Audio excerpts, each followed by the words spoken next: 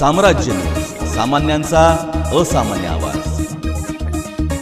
विधानसभा निवडणुकीबाबत केंद्र सरकार आणि निवडणूक आयोगावर मतदार यादीतील नावे वगळण्यासोबतच इतर आरोप काँग्रेसने केले होते। दरम्यान काल निवडणूक आयोगाने काँग्रेसला खणखणीत प्रत्युत्तर दिले।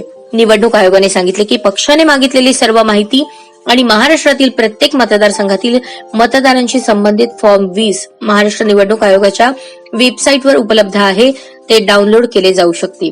विधानसभा निवडणुकीच्या मतदार यादीतून मतदारांची नावे वगळण्यावर काँग्रेसने प्रश्न उपस्थित केला।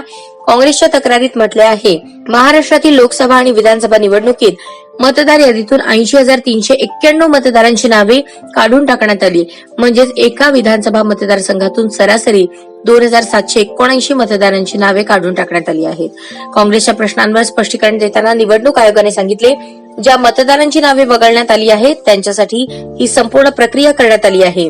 त्या मतदारांचा मृत्यू झाला आहे किंवा त्यांचा पत्ता बदलला आहे किंवा ते त्या पत्त्यावर राहणार नाहीत याची खात्री करण्यासाठी नोटीस जारी केल्यानंतर आणि फील्ड सर्व्हे केल्यानंतर त्यांची नावे मतदार यादीतून काढून टाकण्यात आली आहेत, असे आयोगाने म्हटले आहे।